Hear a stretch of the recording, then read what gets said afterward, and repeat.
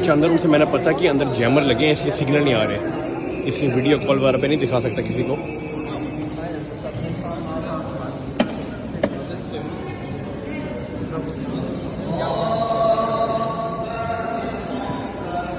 ये हजरत उस्मान का लिखा हुआ कुरान पाक जो है ना एट्रीब्यूट दिया गया है,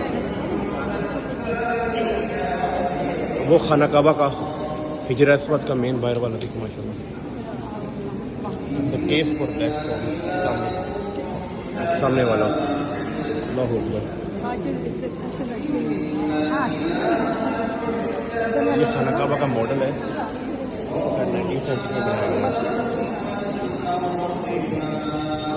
और वो मॉडल है डोम ऑफ रॉक।